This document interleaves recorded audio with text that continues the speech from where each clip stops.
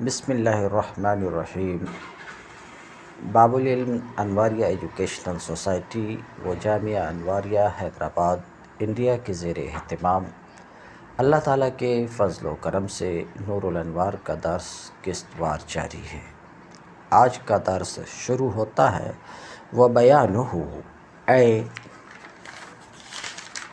بیان القیاس فی کونہ ردًا للشیء الی نظیرہ ثابت فی قولہ علیہ السلام الحنطۃ بالحنطۃ والشعیر بالشعیر والتمر بالتمر والملح بالملح والذهب بالذهب والفضة بالفضة مثلا بمثل یدا بید والفضل ربا۔ بیانہ اے تفسیر سے ہا ضمیر کا مرجع بتا رہے ہیں، اس کا بیان یعنی قیاس کا بیان۔ کیا قیاس کا بیان؟ قیاس کا بیان اس بات میں کہ قیاس رد الشیء الی نظیرہ کا نام ہے۔ تو یہاں پر بیان ہے قیاس کا اس سلسلے میں کہ قیاس رد الشیء الی نظیرہ کا نام ہے۔ اس کو بار بار میں رد الشیء الی نظیرہ بول چکا ہوں، اور قیاس کا رد الشیء الی نظیرہ ہونا ثابت ہے نبی کریم صلی اللہ علیہ وسلم کے اس فرمان میں کہ دیکھیے نبی کریم، پہلے میں اجمالی بول رہا ہوں پھر اس کی تفصیل بیان کروں گا۔ مدعا کیا ہے؟ قیاس کا رد الشیء الی نظیرہ ہونا ثابت ہے نبی کریم صلی اللہ علیہ وسلم کی اس قول میں الحنطۃ بالحنطۃ الی آخرہ۔ تفصیل میں بعد میں بیان کروں گا۔ اجمالاً یہ کہ یہ جو حدیث ہے، اس حدیث کا حکم یہ ہے کہ اشیاء ستہ کی بیع بجنسہا برابری کے ساتھ واجب ہے اور زیادتی کے ساتھ حرام ہے۔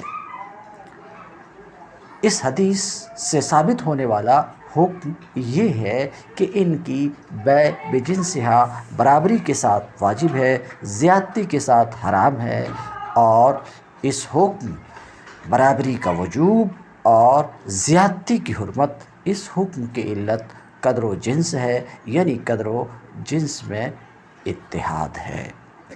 بہرحال نص کا حکم تو وجوب تسویہ ہے، یعنی برابری کے ساتھ ان کی بیع بجنسہا واجب ہے اور زیادتی کے ساتھ حرام ہے، اور یہ جو حکم ہے، اس حکم کی علت تأمل سے اس حکم کی علت معلوم ہوتی ہے، اور نص کے اشارے سے بھی تفصیل تو میں بعد میں بیان کروں گا کہ اس حکم کی علت قدر و جنس میں اتحاد ہے۔ تو حکم یہ ہے وجوب تسویہ کا، سمجھ رہے ہیں، وجوب تسویہ کا، اور علت قدر و جنس ہے۔ تو قدر و جنس ہے تو ہم نے چاول اور گچ، لوہا وغیرہ کو بھی ان اشیاء ستہ کی طرح پایا۔ تفصیل بعد میں بیان کروں گا۔ اشیاء ستہ کی طرح پایا ہم نے، تو چاول، لوہا، گچ وغیرہ میں بھی اسی حکم کو ثابت کیا اور قائل ہوئے کہ چاول کی چاول سے، لوہے کی لوہے سے، گچ کی گچ سے بیع برابری کے ساتھ واجب ہے اور زیادتی کے ساتھ حرام ہے۔ کیوں؟ قدر و جنس میں اتحاد کی وجہ سے۔ تو دیکھیے ہم نے چاول لوہا وغیرہ کو پھیرا اشیاء ستہ کی طرف، اور اشیاء ستہ کا جو حکم تھا وہی حکم ان کے لیے ثابت کیا۔ تو یہ بات ثابت ہوئی کہ قیاس رد الشیء الی نظیرہ کا نام ہے۔ قیاس کس کا نام ہے؟ رد الشیء الی نظیرہ، کہ چاول کو گیہوں کی طرف ہم نے پھیرا، چاول کو گیہوں کی طرف پھیرا، اور گیہوں کا جو حکم تھا بیع کے سلسلے میں وہی حکم ہم نے چاول کے لیے ثابت کیا۔ تو یہ شے کو، چاول کو گیہوں کی طرف، شے کو اس کی نظیر کی طرف پھیرنا اور شے کے لیے وہی حکم ثابت کرنا جو اس کی نظیر کے لیے ہے، نظیر کے لیے ہے۔ بات سمجھ رہے ہیں؟ یہی رد الشیء الی نظیرہ ہی ہے۔ تو چاول کا ہم نے قیاس کیا، چاول کا ہم نے قیاس کیا کس کے اوپر؟ گیہوں کے اوپر، اور جو حکم اس کا گیہوں کا جو حکم ہے وہی حکم، جو حکم گیہوں کا نص سے ثابت ہے وہی حکم ہم نے چاول کے لیے ثابت کیا۔ تو اس سے یہ بات معلوم ہوئی کہ قیاس رد الشیء الی نظیرہ کا نام ہے۔ تو اجمالی طور پر آپ نے سمجھ لیا کہ یہاں مدعا کا کیا ہے۔ بیچ میں بہت ساری باتیں ضمنی طور پر آتی رہیں گی، ان باتوں میں آپ الجھ جائیں گے تو اصل مدعا آپ سے غائب ہو جائے گا۔ مدعا کیا ہے؟ تو شارح وضاحت کرتے ہیں، مدعا یہاں پر بیان ہو اے بیان القیاس، قیاس کا بیان کس سلسلے میں؟ تو شارح تصریح کرتے ہیں اس سلسلے میں کہ قیاس رد الشیء الی نظیرہ کا نام ہے، اور یہ بات ثابت ہے اس طریقے سے۔ تو مدعا یہ ہے کہ قیاس رد الشیء الی نظیرہ کا نام ہے، اور قیاس کا رد الشیء الی نظیرہ ہونا یہاں اس طور پر ثابت ہے کہ دیکھیے اشیاء ستہ کا حکم نص سے ثابت ہے۔ جو حکم نص سے ثابت ہے اشیاء ستہ میں مثلاً ایک گیہوں ہے تو گیہوں کی نظیر وہ چاول ہے، تو چاول کو ہم نے گیہوں کی طرف پھیرا، اور جو حکم چاول کو گیہوں کی طرف پھیرا اور گیہوں کا جو حکم تھا وہی حکم ہم نے ثابت کیا چاول کے لیے، اور ہم قائل ہوئے کہ چاول کے ساتھ بیع برابری کے ساتھ واجب ہے اور زیادتی کے ساتھ بیع حرام ہے۔ تو یہ بات ثابت ہوئی کہ قیاس رد الشیء الی نظیرہ کا نام ہے، یہ اصل مدعا ہے۔ لیکن اس مدعا کے ثابت کرنے کے ضمن میں بہت ساری ضمنی گفتگو آتی رہیں گی، آ جائیں گی۔ اب وہ جو ضمنی گفتگو آئیں گی ان گفتگو میں الجھ جائیں گے اور اصل مدعا غائب ہو جائے گا۔ اس لیے میں پہلے اجمالی طور پر اصل مدعا کو آپ کے سامنے رکھا، ان باتوں کو ذہن میں رکھ کر کے اب کتاب کی عبارت حل کریں۔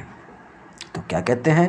بیان ہو اے بیان القیاس، قیاس کا بیان اس سلسلے میں کہ قیاس رد الشیء الی نظیرہ کا نام ہے، یہ ثابت ہے نبی کریم صلی اللہ علیہ وسلم کے اس فرمان میں الحنطۃ بالحنطۃ، اس سے پہلے بھی یہ حدیث گزر چکی ہے، الحنطۃ بالحنطۃ والشعیر بالشعیر، ترجمہ بھی کیے دیتا ہوں، گیہوں کے بدلے گیہوں کو، گیہوں کے مقابلے گیہوں کو، جو کے مقابلے جو کو، کھجور کے مقابلے کھجور کو، نمک کے مقابلے نمک کو، سونے کے مقابلے سونے کو، چاندی کے مقابلے چاندی کو، مثلاً بمثل، برابر برابر بیچو، اور یدن بیدن، دست بدست بیچو، والفضل ربا، اور زیادتی ان میں ربا ہے، جو ربا حرام ہے۔ یہ تو حدیث رہی اور حدیث کا صرف ترجمہ رہا، باقی اور کوئی بات نہیں۔ تو آپ نے حدیث سنا اور حدیث کا ترجمہ سنا۔ اب شارح کہتے ہیں کہ ابھی جو آپ نے حدیث سنی وہ ایک روایت ہے، ایک دوسری روایت میں پوری حدیث تو ویسی ہی ہے، مگر مثلاً بمثلن کی جگہ پہ دوسری روایت میں کیلن بکیلن وزنن بوزنن بھی ہے۔ کہاں؟ تو کہتے ہیں ویروا کیلن بکیلن، اور کیلن بکیلن وزنن بوزنن بھی مروی ہے نبی کریم صلی اللہ علیہ وسلم کے قول مثلاً بمثلن کی جگہ پہ۔ تو ایک روایت میں تو مثلاً بمثلن ہے، مگر دوسری روایت میں کیلن بکیلن وزنن بوزنن ہے، اس بات کو اپنے سامنے رکھیے۔ کیا فائدہ ہوگا وہ آپ آگے محسوس کریں گے۔ وقولہ الہنتا، اور نبی کریم صلی اللہ علیہ وسلم کا ارشاد گرامی قول الہنتا، یعنی الہنتۃ یروى بالرفع، رفع کے ساتھ بھی مروی ہے، یعنی الہنتۃ بالہنتۃ والشعیر بالشعیر، تو رفع کے ساتھ بھی مروی، رفع کے ساتھ کس طور پر؟ رفع کے ساتھ کی روایت کی صورت میں مضاف کو مقدر مانا جائے گا، مضاف کو مقدر مانا جائے گا، پھر تقدیر مضاف کے بعد مضاف کو مقدر مانا جائے گا اس طور پر کہ مضاف کو حذف کر دیا گیا، اور جو مضاف کا اعراب تھا وہی اعراب، سمجھ رہے، مضاف کو حذف کر دیا گیا اور مضاف کی جگہ مضاف الیہ کو قائم کیا گیا، اور جو مضاف کا اعراب تھا وہی اعراب مضاف الیہ کو دے دیا گیا، اور مضاف کو اعراب رفع کا تھا، مضاف کو اعراب کس کا تھا؟ رفع کو، تو وہی رفع کا اعراب کس پر آ گیا؟ الہنتۃ بالہنتۃ والشعیر بالشعیر، یعنی بیع الہنتۃ بالہنتہ، تو کہتے ہیں۔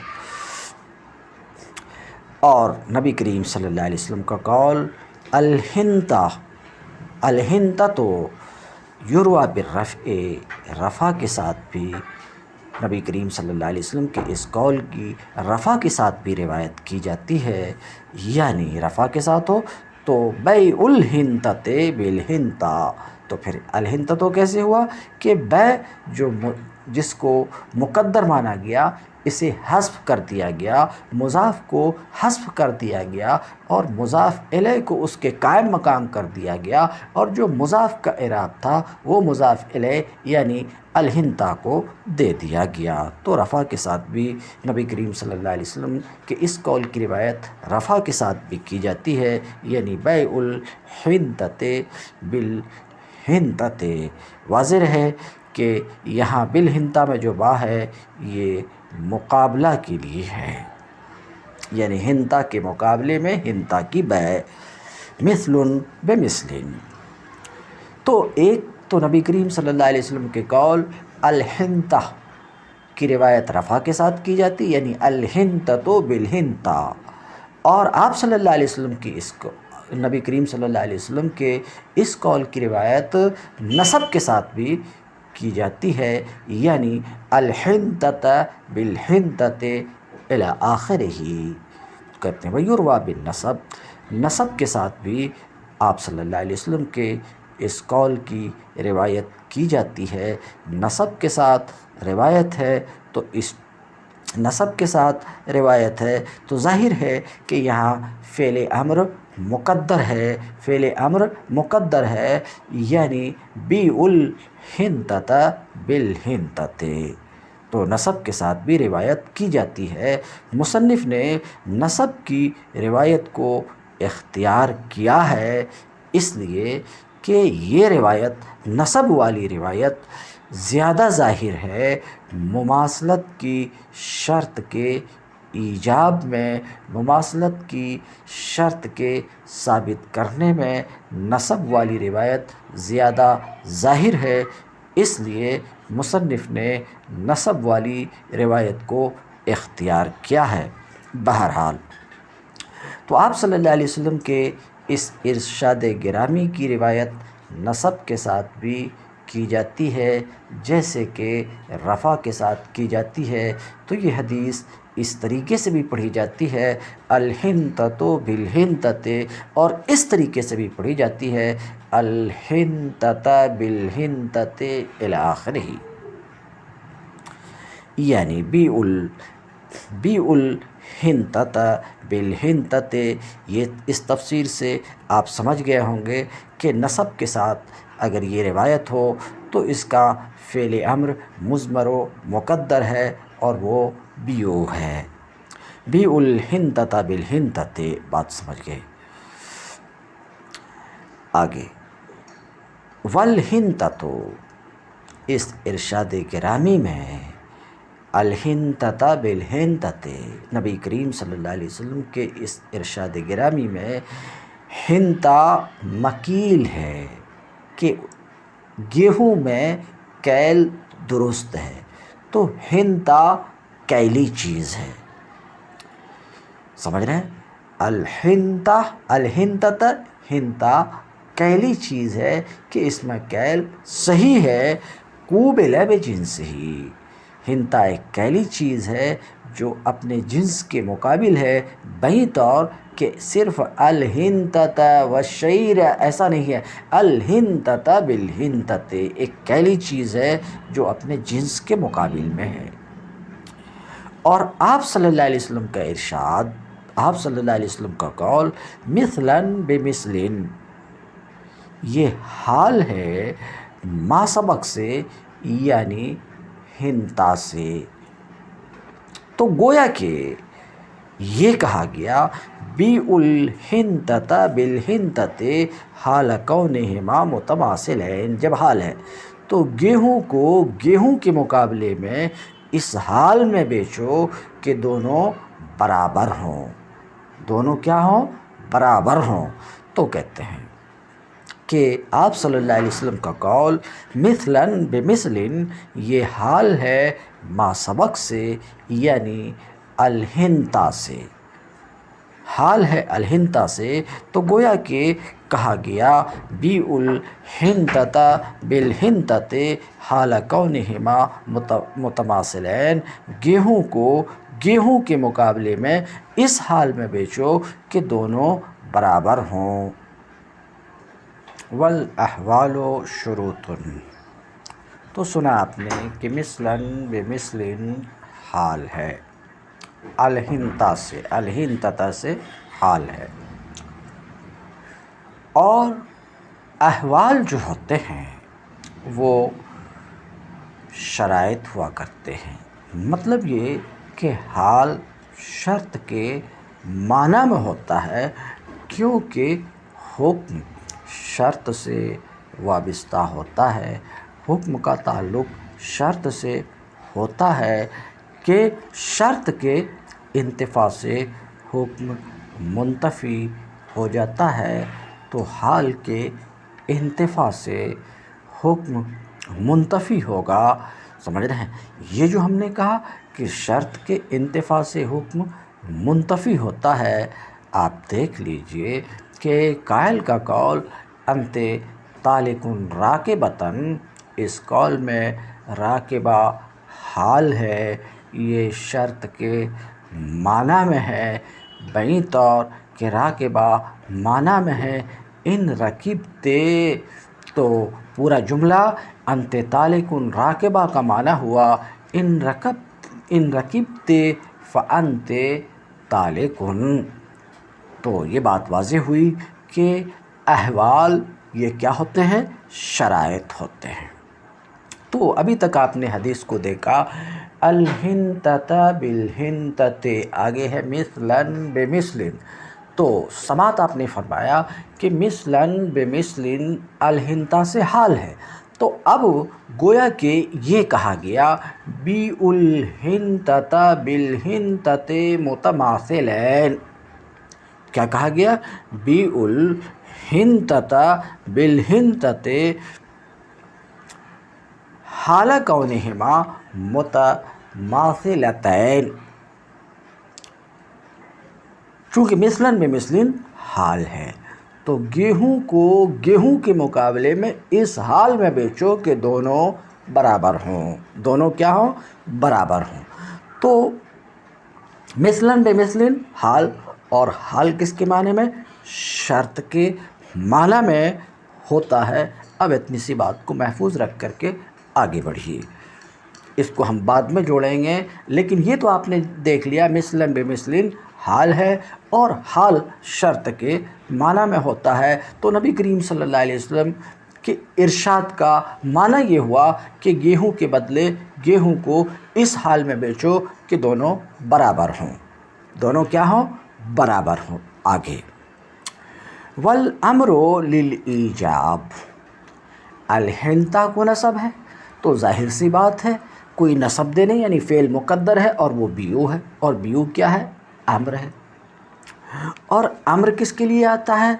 امر جو یہاں پر بیو ہے یہ ایجاب کے لیے ہے، کیونکہ امر اصل وضع میں وجوب کے لیے ہے، تو امر ایجاب کے لیے ہے، حالانکہ بیع واجب نہیں ہے بلکہ بیع کیا ہے؟ مباح ہے۔ تو اب امر یعنی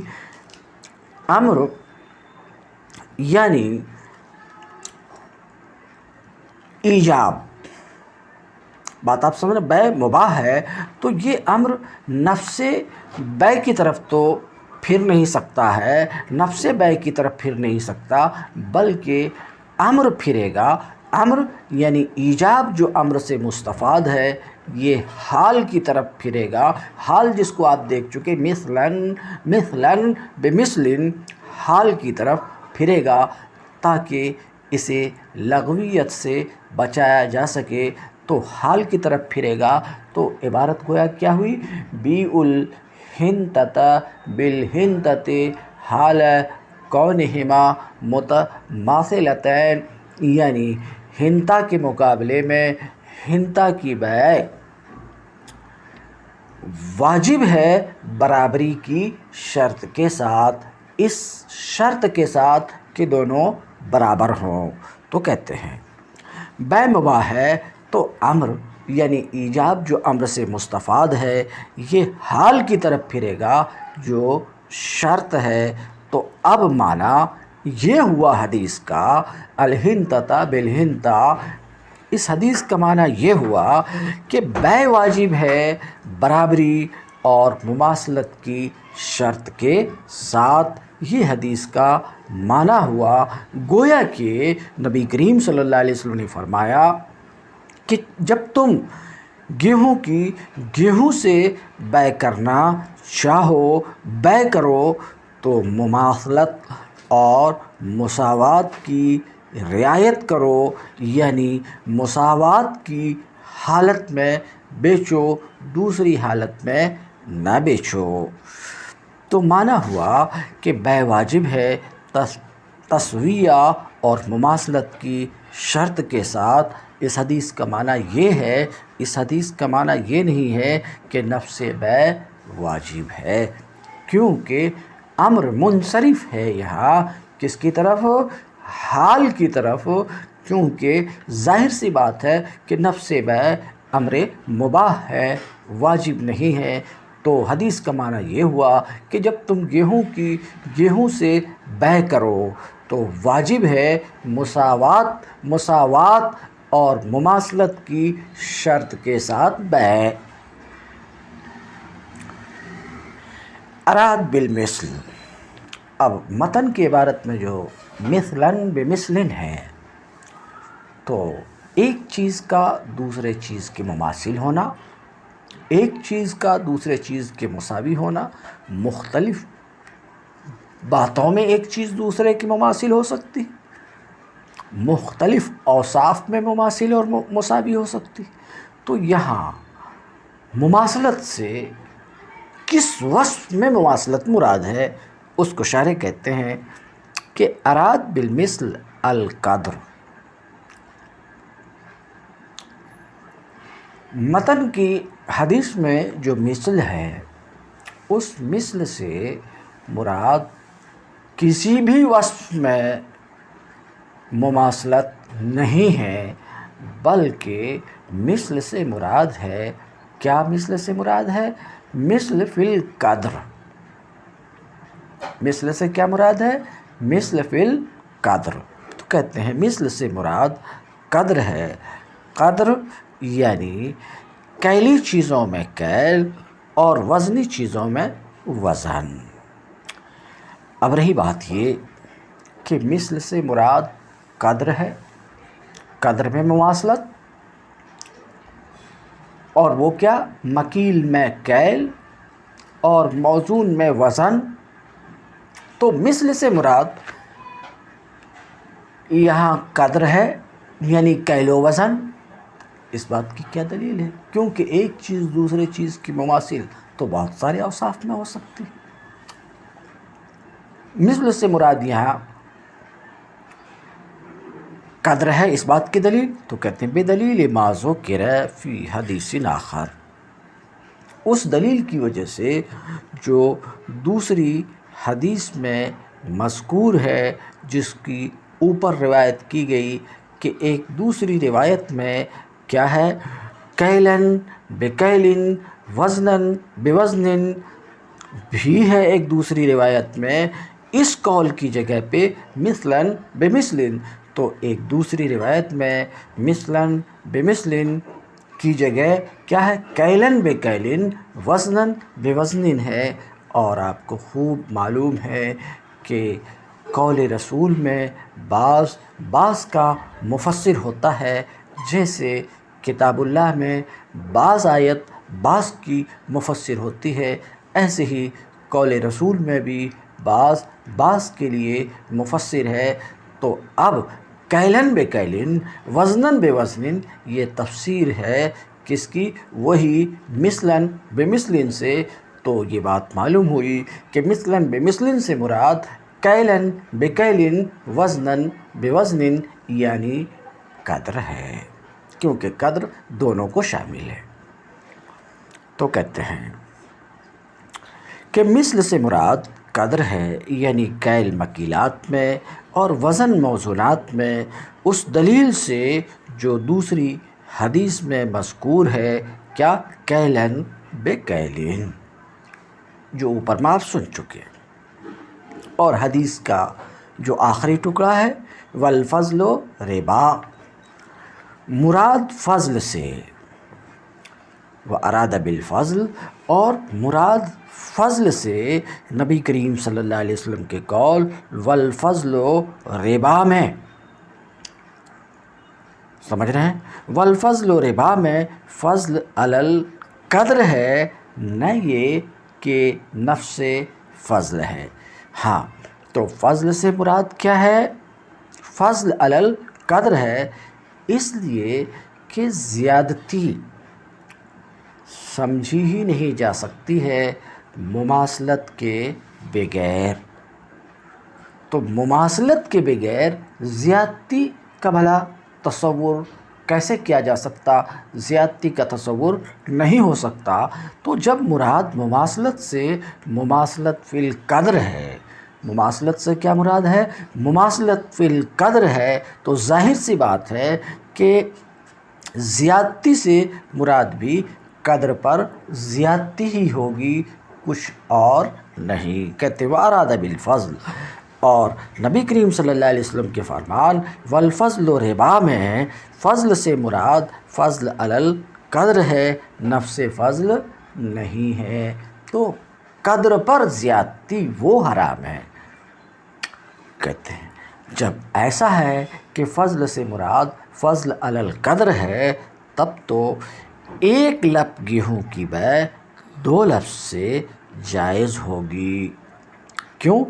اس لیے کہ اقل قدر شرعی نصف سا ہے، اور شرع میں نصف سا سے کم کا کوئی قدر شرعی نہیں ہے. نصف سا سے کم کا، تو ایک لپ گیہوں کی بیع 2 لفظ سے جائز ہوگی. کیوں؟ کہیں گے کہ ایک لپ کی جب 2 لپ بیع کے ساتھ گیہوں جائز ہے تو یہ زیادتی تو ہے.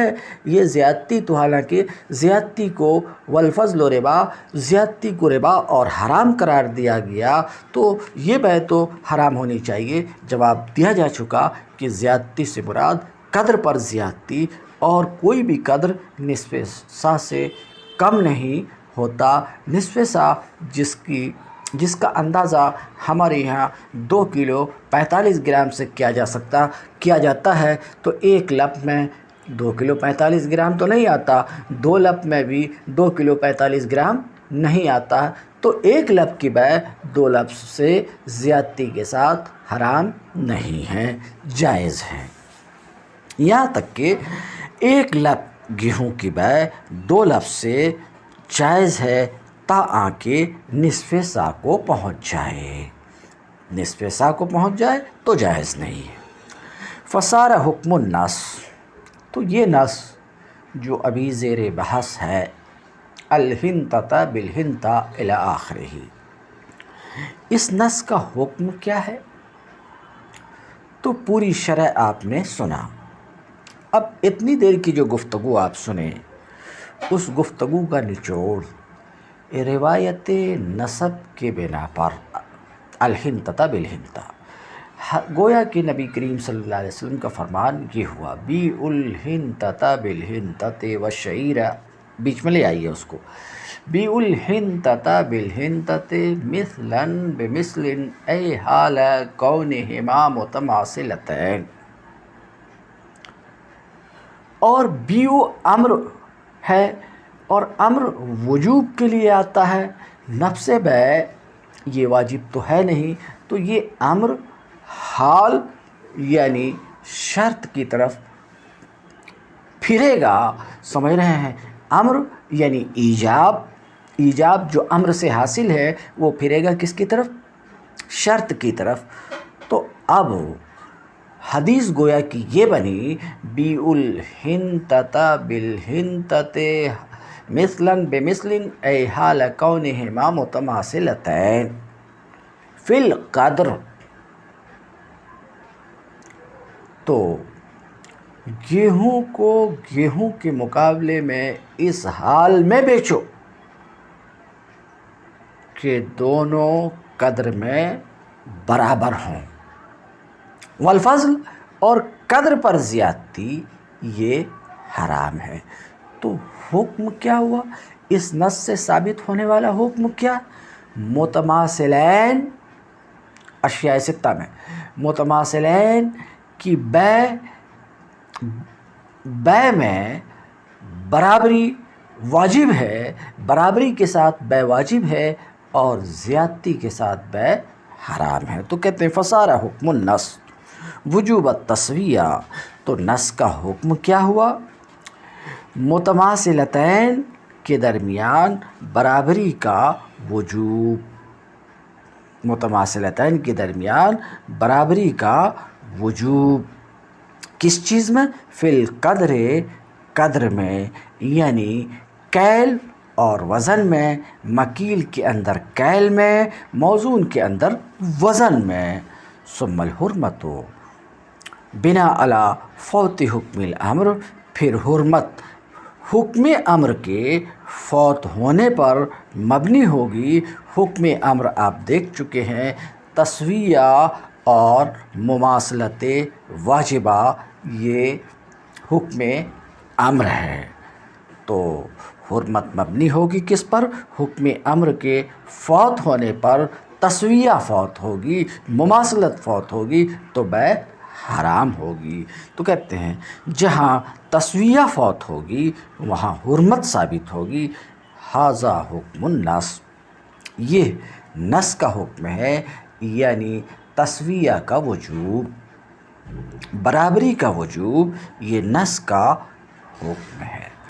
تو نص کا حکم تو آپ نے سن لیا کہ اس نص سے ثابت ہونے والا حکم کیا ہے، کہ ثابت ہونے والا حکم کیا ہے کہ اشیاء ستہ کی بیع بجنسہا میں برابری واجب ہے اور زیادتی حرام ہے۔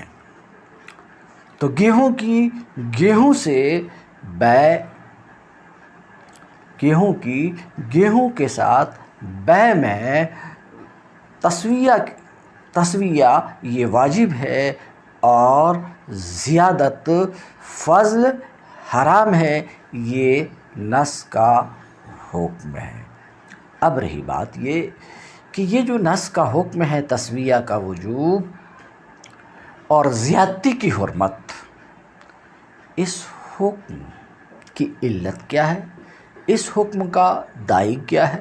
اس میں اب آگے گفتگو ہو رہی، والداعی الیہ، اور حکم امر کی طرف داعی، حکم امر کی طرف داعی، یعنی العلت الباعثہ علی وجوب التسویہ،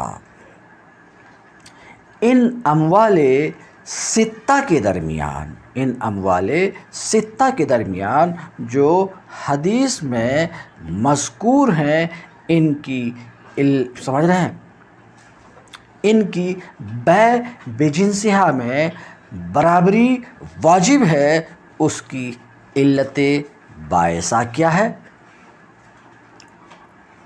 اس کی علت باعثہ کیا ہے؟ شارٹ میں وجوب تسویہ اموال ستہ کے درمیان جو حدیث میں مذکور ہے، سمجھ رہے ہیں، تو وجوب تسویہ اس کی علت کیا ہے، اس کی طرف داعی کیا ہے؟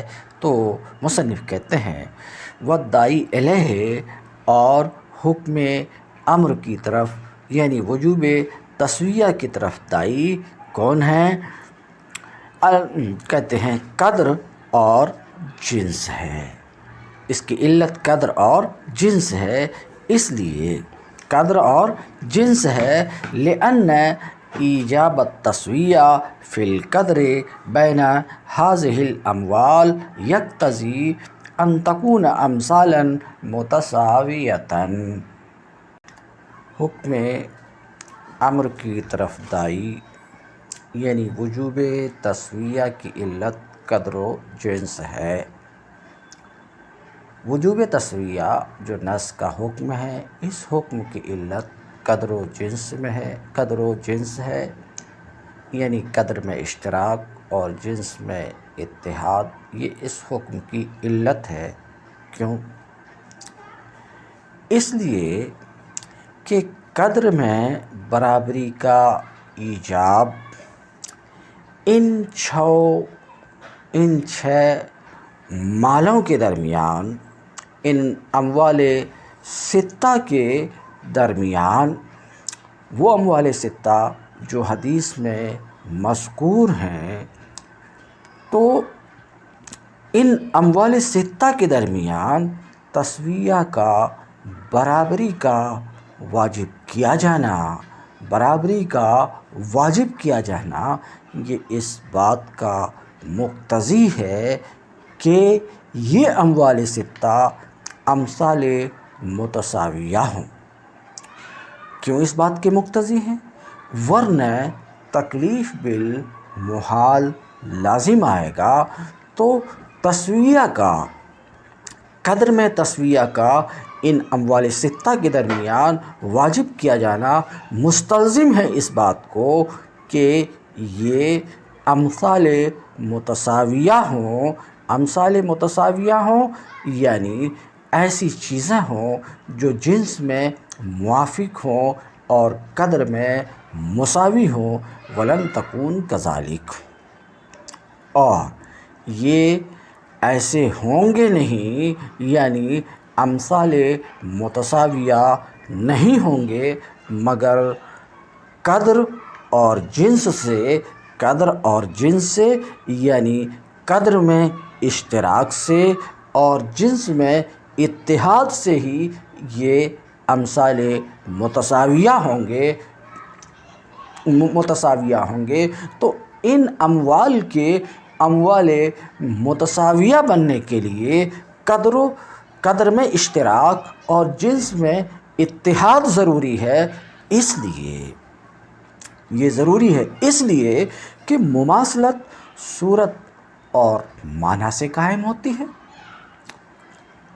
اور وذالک ہے تو مماثلت قائم ہوتی ہے صورت اور معنی سے، وذالک بالقدر، اور اس کا حصول قدر اور جنس سے ہوتا ہے کہ قدر سے مماثلت صوری قائم ہوتی ہے، قدر سے مماثلت صوری قائم ہوتی ہے، کیونکہ مماثلت صوری نام ہے معیار میں، ناپ میں برابری کا، اور وہ کیل یا وزن ہے، تو معیار سے ہی، ناپنے کے آلہ سے ہی لمبی چیز میں لمبائی، چوڑی چیز میں چوڑائی، گہری چیز میں گہرائی، سمجھ رہے ہیں، کی برابری کا علم ہوتا ہے۔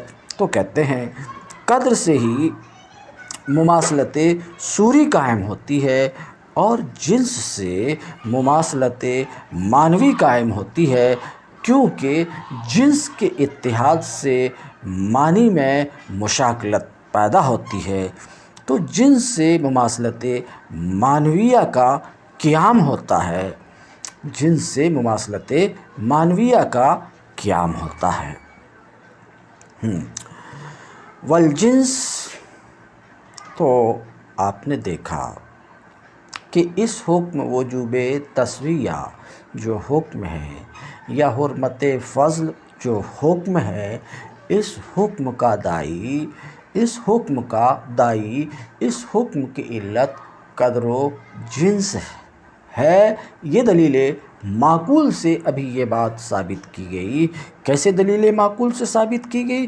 کہ دیکھیے، ان اموال ستہ کے درمیان قدر میں برابری کو واجب کیا گیا، اور قدر میں برابری کا واجب کیا جانا اس بات کو مستلزم ہے کہ یہ اموال امثال متساویہ ہوں، اور یہ امثال متساویہ نہیں ہوں گے مگر قدر میں اشتراک اور جنس میں اتحاد سے، تو قدر و جنس میں اتحاد سے ہی یہ امثال متساویہ ہوں گے، یہ اموال کیا ہوں گے؟ امثال متساویہ ہوں گے۔ تو معلوم ہوا کہ وجوب تسویہ کی علت قدر اور جنس ہے، یعنی قدر میں اشتراک اور جنس میں اتحاد۔ تو بذریعہ دلیل عقلی یہ بات ثابت کی گئی کہ اس حکم وجوب تسویہ کی علت قدر و جنس ہے۔ اب قدر و جنس بول رہے ہیں، آپ سمجھ گئے ہوں گے کہ قدر میں اشتراک اور جنس میں اتحاد، قدر و جنس ہے۔ ایک دوسری بات، اس حکم کی دلیل عقلی سے یہ بات ثابت ہوئی۔ اب آگے یہ کہ اس حکم کی یہی علت ہے، یہ دلیل نقلی سے بھی ثابت ہے، خود اسی نص سے اشارتاً بھی ثابت ہے کہ اس حکم کی یہی علت ہے، وجوب تسویہ کی علت قدر و جنس ہی ہے، یہ اس نص سے اشارتاً ثابت ہے۔ تو کہتے ہیں والجنس مدلول قولہ الحنطۃ بالحنطۃ، وجوب تسویہ کی علت جنس میں اتحاد ہے۔ اس بات پر تو یہ نص، یہ حدیث خود دال ہے کہ جنس میں اتحاد اس حکم کی علت ہے۔ کیونکہ اس حدیث میں 6 چیزیں ہیں، اور 6 چیزوں میں سے ہر ایک اپنے ہم جنس کے مقابلے میں ہے۔ گیہوں کے مقابلے میں ایک جنس کی دونوں، جو کے مقابلے میں، تو اس کو کہہ رہے ہیں کہ جنس اس حکم کی علت ہے۔ یہ تو نبی کریم صلی اللہ علیہ وسلم کے قول الحنطۃ بالحنطۃ کا مدلول ہے، کیونکہ جنس کے مقابلے میں جنس رکھی گئی ہے، الشعیر بالشعیر جنس کے مقابلے میں جنس رکھی گئی، تو اس حکم کی علت کا جنس ہونا، تو ایک شے گیہوں کے مقابلے میں رکھے جانے ہی سے یہ بات معلوم ہوتی ہے کہ وجوب تسویہ جو حکم ہے، اس حکم کی علت کیا ہے؟ جنس میں اتحاد ہے۔ تو اس حکم کی علت جنس ہے، اس پر الحنطۃ بالحنطۃ، حنطہ کا حنطہ سے مقابلہ، شعیر کا شعیر سے مقابلہ، سمجھ رہے ہیں؟ تو الحنطۃ بالحنطۃ خود دال ہے، الحنطۃ بالحنطۃ خود دال ہے کہ اس حکم کی علت کیا ہے؟ جنس ہے، یعنی اتحاد جنس ہے۔ تو کہتے ہیں جنس نبی کریم صلی اللہ علیہ وسلم کے قول الحنطۃ بالحنطۃ کا مدلول ہے، اور اس حکم کی علت قدر یہ بھی مدلول ہے نبی کریم صلی اللہ علیہ وسلم کے قول مثلاً بمثل کا، کیونکہ دوسری روایت میں کیلن بکیلن وزناً بوزن بھی ہے، اور کیوں اس وجہ سے بھی یہ مدلول ہے نبی کریم صلی اللہ علیہ وسلم کے قول مثلاً بمثل، کیونکہ اگر جنس موجود نہ ہو، یعنی اتحاد جنس نہ ہو، جیسے کہ گیہوں کی بیع جو کے ساتھ، یا قدر موجود نہ ہو، اشتراک فی القدر نہ ہو، جیسے کہ عددیات میں انڈا وغیرہ میں، تو مساوات کی شرط نہیں ہے اور ربا ظاہر نہیں ہوگا۔ تو اس حکم کی علت جنس اور قدر ہے، اور یہ دونوں جنس ہے، یہ تو الہنتا بالہنتا کا مدلول ہے، اور قدر ہے یہ مدلول ہے نبی کریم صلی اللہ علیہ وسلم کے قول مثلاً بمثل کا۔ وَيَرِدُ عَلَيْهِ، اس پر اعتراض یہ وارد ہوتا ہے کہ آپ نے جو کہا کہ مماثلت قائم ہوتی ہے کس سے؟ جنس میں اتحاد اور قدر میں اشتراک سے۔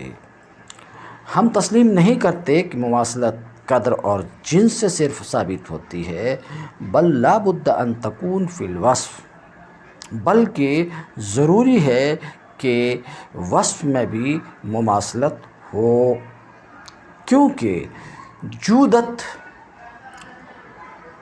مانع مالیت میں کمال کا نام ہے، اور رداعت جودت کی ضد ہے، تو بھلا کامل ناقص کے برابر کس طریقے سے ہوگا؟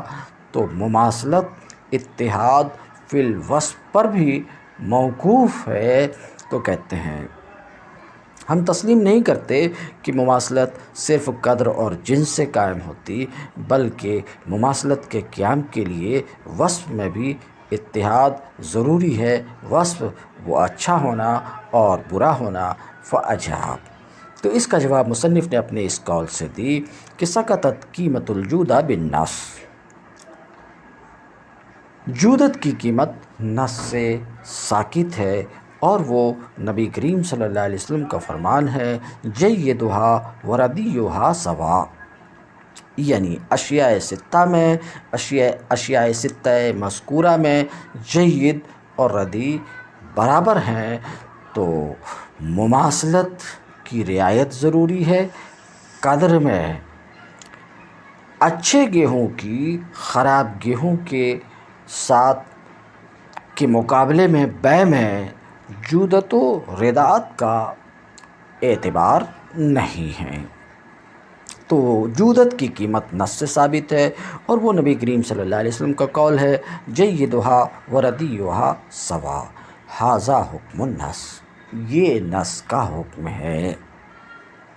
کیا نص کا حکم ہے؟ اس سے پہلے بھی حکم نص گزرا تھا، یعنی وجوب تسویہ کا داعی قدر و جنس ہونا، وجوب تسویہ کی علت قدر و جنس ہونا، یہ نص کا حکم ہے۔ مطلب یہ ہے کہ یہ ثابت ہے اشارۃ النص سے۔ کیا کہنا چاہ رہے ہیں؟ ہم احناف جو اس بات کے قائل ہیں کہ اس حکم کی علت قدر و جنس ہے، یہ اشارۃ النص سے ثابت ہے، محض رائے سے نہیں، جو آپ نے سن لیا کہ جنس مدلول ہے الہنتتا بالہنتا کا، اور قدر مدلول ہے مثلاً بمثل کا۔ اس کو ہم یوں بھی کہہ سکتے ہیں، ہم جو اس بات کے قائل ہیں، احناف جو اس بات کے قائل ہیں کہ اس حکم کی علت یہی ہے، قدر و جنس ہے، یہ اشارۃ النص سے اس طور پر ثابت ہے کہ دیکھیے اس حدیث میں 6 چیزیں مذکور ہیں، اور 6 چیزوں میں سے ہر ایک جنس کے اپنے جنس کے مقابلے میں ہے، سمجھ رہے ہیں، جنس کے مقابلے میں ہے۔ تو اس حکم کی علت یعنی وجوب تسویہ کی علت اتحاد جنس ہے، کیونکہ ہر ایک اپنے جنس کے مقابلے میں ہے۔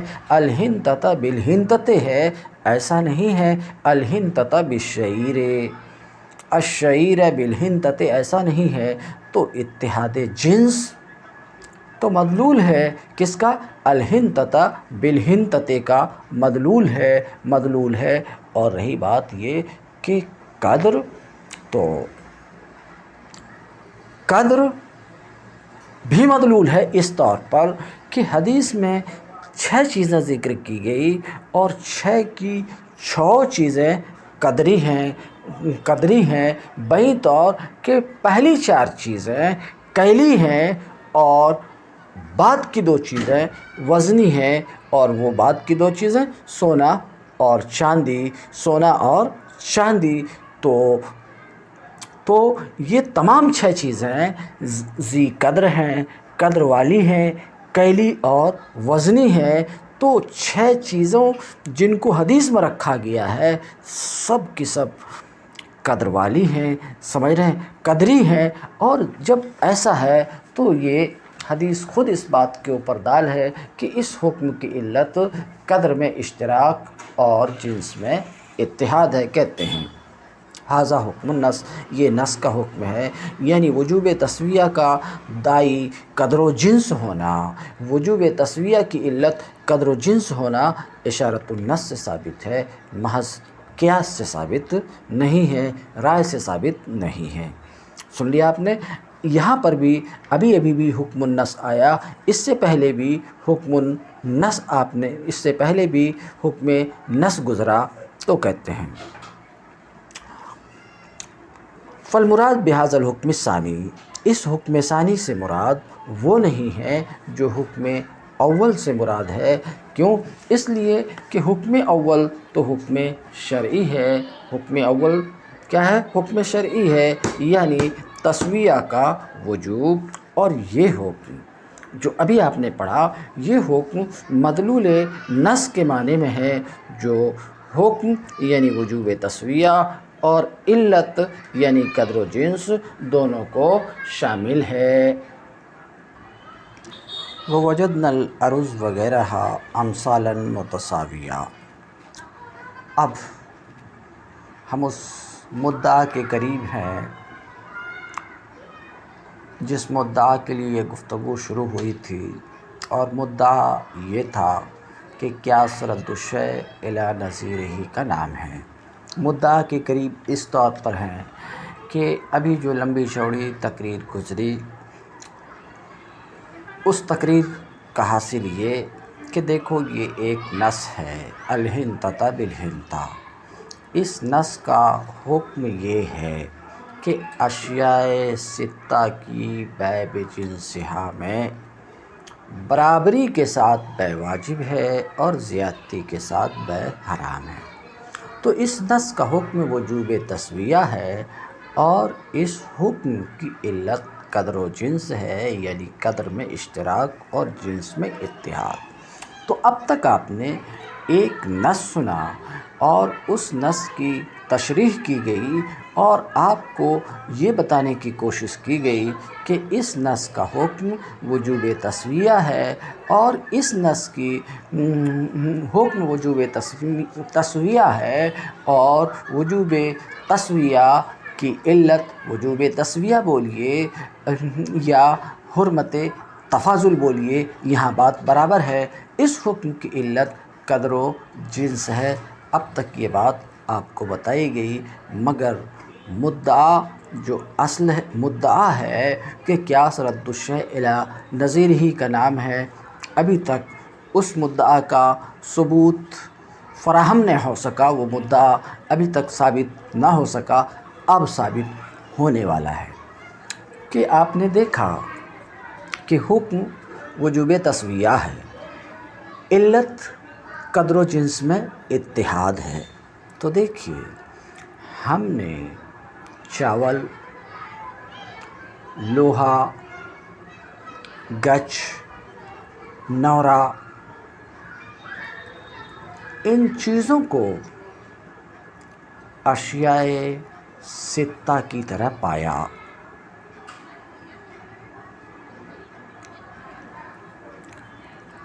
کس سلسلے میں؟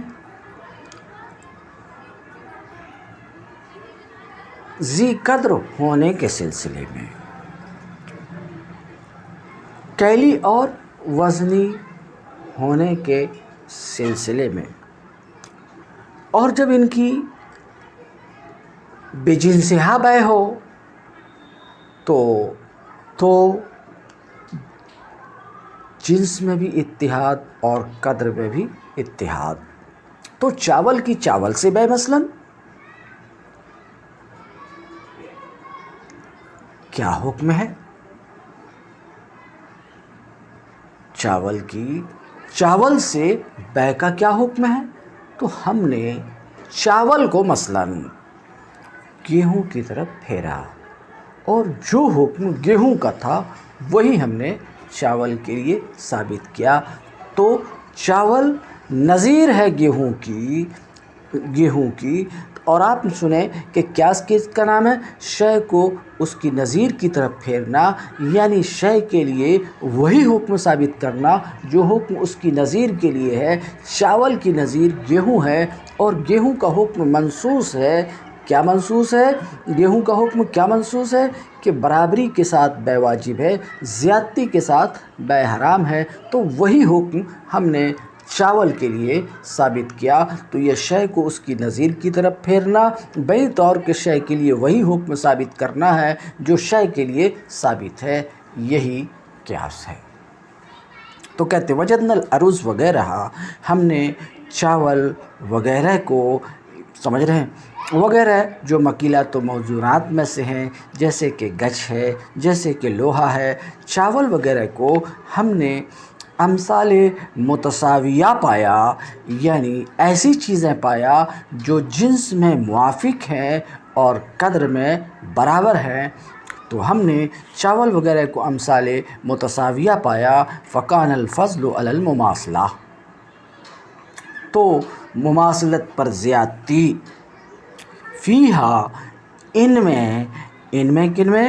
ان امثال متساویہ میں یہ ایسی زیادتی ہوگی، ایسی زیادتی جو عوض سے خالی ہوگی، عقد بیع میں حکم نص کی طرح، حکم نص کی طرح، یعنی اشیاء ستہ منصوصہ کی طرح بغیر کسی تفاوت کے۔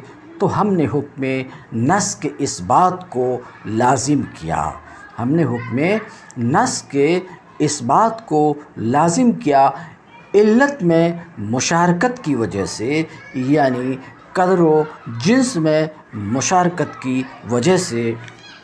وہ وجوب المساوات، اور حکم نص کیا ہے؟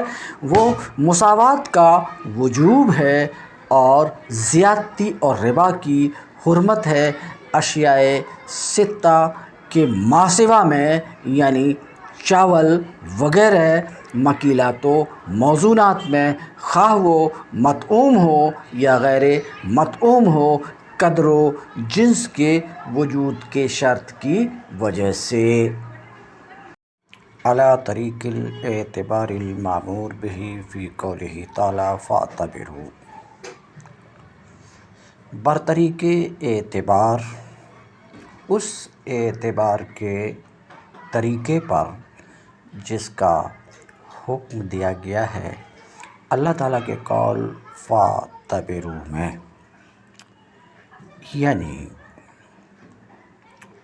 مصنف کہتے ہیں کہ اشیاء ستہ منصوصہ کے ماسوا، مثلاً چاول، گچ، لوہا وغیرہ مکیلات و موزونات کو اشیاء ستہ منصوصہ کی طرح ہم نے امثال متساویہ پایا۔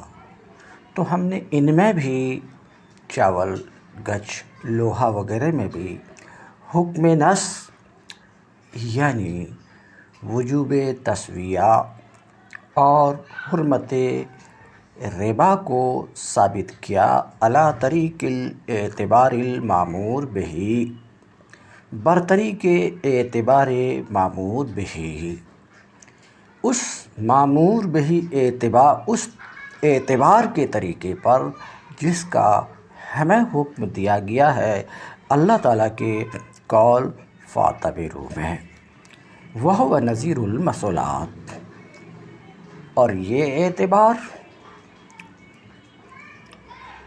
جو ہم نے چاول وغیرہ میں ذکر کیا، یہ اعتبار، یہ قیاس، وہو نظیر المثلات، اور یہ اعتبار مثلات کی نظیر ہے، سزاؤں میں، کفار کی سزاؤں میں اعتبار کے مانند ہے۔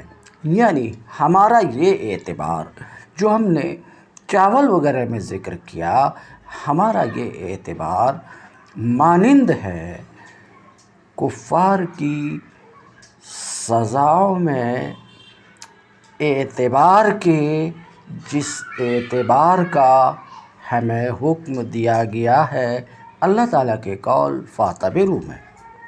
اب اس عبارت کی شارح کیا شرح کرتے ہیں؟ اے ھذا القیاس الشرعی نظیر اعتبار العقوبات النازلہ بالکفار، یعنی یہ قیاس شرعی جسے ہم نے چاول وغیرہ میں ذکر کیا، یہ مانند ہے کفار پر نازل ہونے والی سزاؤں میں اعتبار کے۔ میں وضاحت کر چکا، کیونکہ اللہ رب العزت نے فرمایا هو الذی اخرج الذین کفروا من اہل الکتاب من دیارہم لأول الحشر۔ اللہ رب العزت نے فرمایا هو الذی، وہ اللہ ہی ہے جس نے کافروں یعنی کچھ اہل کتاب کو ان کے مساکن سے، ان کی رہائش گاہوں سے، ان کے گھروں سے جو مدینہ میں تھے، وہ اللہ ہی ہے جس نے کافروں کو من اہل الکتاب، جو اہل کتاب سے تھے، ان کو ان کی رہائش گاہوں سے، ان کے گھروں سے نکالا لأول الحشر، اول اجتماع عسکر اسلام کے وقت، یعنی پہلی ہی فوج کشی کے وقت میں۔ ما ظننتم ان یخرجوا، اے مسلمانوں خود تمہارا گمان نہیں تھا کہ وہ نکلیں گے۔ کون؟ الذین کفروا من اہل الکتاب، یعنی یہود بنی نصیر، تمہارا گمان نہیں تھا کہ وہ نکلیں گے۔ وظنوا، اور الذین کفروا من اہل الکتاب یعنی یہود بنی نصیر کا گمان یہ تھا کہ ان کے قلعے ان کو اللہ سے بچا لیں گے۔ فآتاہم اللہ من حیث لم یحتسبوا، تو اللہ نے ان کو دبوچ لیا، بلفظ دیگر اللہ کا عذاب ان پر آیا ایسے طریقے سے جس کا انہیں الذین کفروا من اہل الکتاب یعنی یہود بنی نصیر، جن کا انہیں اندازہ بھی نہیں تھا۔ وَقَذَفَ فِي قُلُوبِهِمُ الرُّعْبَ، اس وقت اللہ نے ان کے دلوں میں رعب کو ڈال دیا کہ وہ اپنے ہاتھوں سے اپنے گھروں کو ویران کر رہے تھے، اور مسلمانوں کے ہاتھوں سے، اپنے ہاتھوں سے اور مسلمانوں کے ہاتھوں سے اپنے گھروں کو اجاڑ رہے تھے۔ فَاعْتَبِرُوا يَا أُولِي الْأَبْصَارِ، تو اے دانش مندو عبرت حاصل کرو، اعتبار کرو۔ والمراد بأہل الکتاب، آیت میں جو اہل کتاب ہے، اہل کتاب سے اس آیت میں مراد بنی نصیر کے یہود ہیں۔ حیث عاہدوا رسول اللہ صلی اللہ علیہ وسلم ان لا یکون مخاصمین علیہ حین قدم المدینہ۔ اہل کتاب سے آیت میں مراد بنی نصیر کے یہود ہیں کہ ان یہودیوں نے رسول اللہ صلی اللہ علیہ وسلم سے معاہدہ کر رکھا تھا، معاہدہ کیا تھا اس وقت جب نبی کریم صلی اللہ علیہ وسلم مدینہ تشریف لائے تھے، معاہدہ کیا تھا کہ آپ کی مخاصمت نہ کریں گے، یعنی آپ کے خلاف، آپ کے دشمنوں کی مدد نہیں کریں گے، اس کا ساتھ نہ دیں گے۔ یہ معاہدہ بنی نصیر کے یہود نبی کریم صلی اللہ علیہ وسلم سے کیے تھے، مگر ان یہودیوں نے عہد کو توڑا۔ جنگ احد کے موقع سے فَأَمَرَهُمْ بِالْخُرُوجِ مِنَ الْمَدِینَةِ، تو نبی کریم صلی اللہ علیہ وسلم نے ان کو مدینہ سے نکلنے کا حکم دیا، یعنی ان کا محاصرہ کیا 21 شب کے لیے اور ان کو مدینہ سے نکلنے کا حکم دیا۔ فَاسْتَمْهَلُوا 10 ایام، تو 10 دن کی مہلت طلب کیے وہ اور صلح طلب کیے۔ فَأَبَى عَلَيْهِمْ إِلَّا الْجَلَا، تو نبی کریم صلی اللہ علیہ وسلم ان کی جلا وطنی پر ہی مصر رہے۔ فَأَخْرَجَهُمُ اللَّهُ مِنَ الْمَدِینَةِ، تو اللہ تعالیٰ نے ان کو مدینہ سے پہلے اجتماع عسکر کے وقت ہی نکال دیا، پہلی فوج کشی کے وقت ہی نکال دیا۔ وَالْإِخْرَاجُ حَالَ كَوْنِكُمْ، اور ان کا نکالا جانا اس حال میں تھا کہ اے مسلمانوں، تمہارا گمان نہیں تھا کہ وہ نکلیں گے، تمہارا گمان نہیں تھا کہ وہ نکلیں گے، کیونکہ تم خود سمجھتے تھے کہ ان کے مضبوط قلعے ہیں، تو تمہارا گمان نہیں تھا کہ وہ نکلیں گے۔ وَظَنُّوا، اور ان کا اپنا گمان یعنی یہودیوں کا گمان یہ تھا کہ ان کے قلعے ان کو اللہ سے بچا لیں گے، یعنی اللہ کے عذاب سے بچا لیں گے۔ فَآتَاهُمُ اللَّهُ، تو اللہ ان کے پاس آیا، اے عذابہ مضاف مقدر ہے، اس بات کی طرف اشارہ کر رہے ہیں کہ اللہ کا عذاب اور اس کی جلاوطنی کا حکم ان کے پاس ایسے طریقے سے آیا جس کا انہیں اندازہ نہ تھا، کیونکہ وہ تو سمجھتے تھے کہ وہ مومنین پر غالب آ جائیں گے۔ وَقَذَفَ، اے القا، قذف کا لغوی معنی بتا رہے ہیں، یعنی اللہ نے ان کے دلوں میں رعب ڈال دیا، اس حال میں اللہ نے ان کے دلوں میں رعب ڈال دیا اس حال میں کہ وہ اپنے گھروں کو ویران کر رہے تھے، اپنے گھروں کو ویران کر رہے تھے، اپنے ہاتھوں سے اجاڑ رہے تھے، اپنے ہاتھوں سے اور مسلمانوں کے ہاتھوں سے۔ کیوں؟ اپنے لکڑی اور پتھر کی ضرورت کے لیے۔ فَحَمَلُوا أَثْقَالَهُمْ هَٰذِهِ، تو یہ کفار اپنے ان بوجھوں کو بہت سے بار برداروں پر ڈھو لے گئے۔ وَخَرَجُوا مِنْهَا وَاسْتَوْطَنُوا بِخَیبر، اور مدینہ سے نکلے اور خیبر کو وطن بنائے۔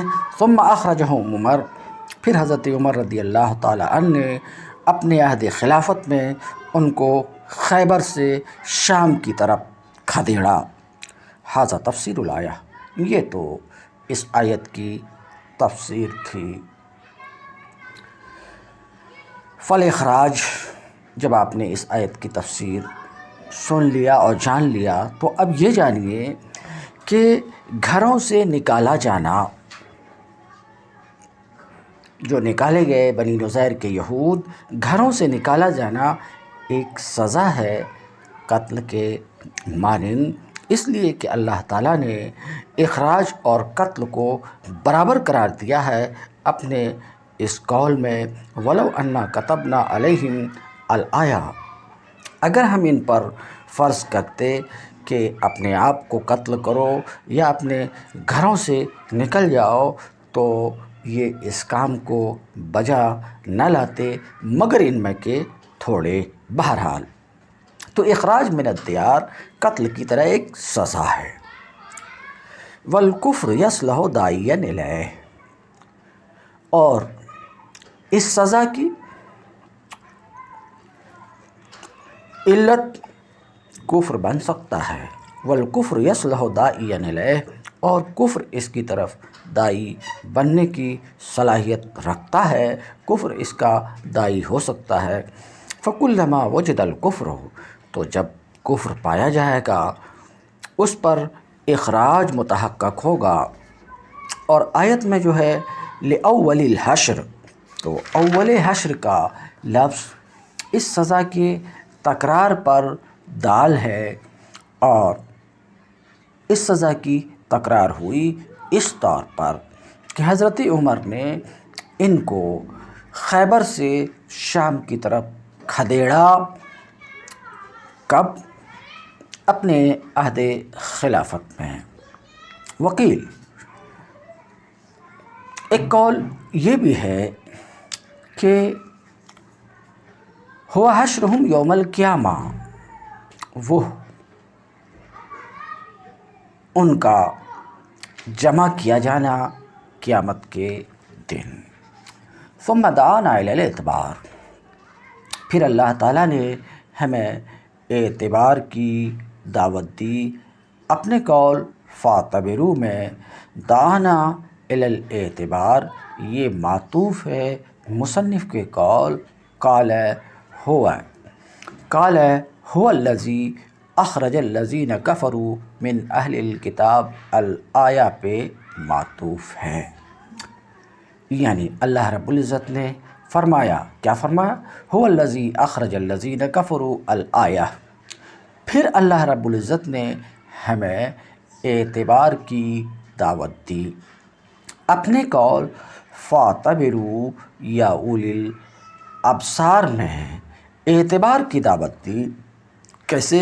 بالتأمل فی معنی النص، معنی اعتبار کی دعوت دی اپنے قول فاعتبروا میں بالتأمل فی معنی النص، معنی نص میں تأمل کے ذریعے سے، تو دعوت دیا ہمیں کہ نص کے معنی میں تأمل کرو، للعمل بہ فیما لا نص فیہ، کہ اس کے ذریعے سے اس میں عمل ہو سکے، سمجھ رہے ہیں؟ معنی نص اس میں عمل ہو سکے جس میں نص نہیں ہے۔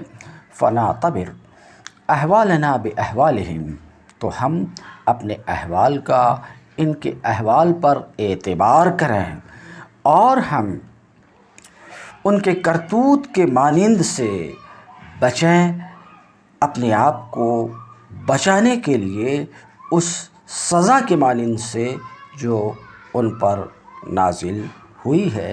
فَكَذَلِكَ هَٰذَا، اسی طریقے سے یہاں، یعنی کیا سے شرعیہ میں ہم نص کی علت میں تأمل کرتے ہیں، نص کی علت میں تأمل کرتے ہیں، وَنُعَدِّيهَا إِلَى الْفَرْعِ، نص کی علت میں تأمل کرتے ہیں اور نص کے حکم کو فرع تک پہنچاتے ہیں، تاکہ حکم نص کو اس میں ثابت کریں۔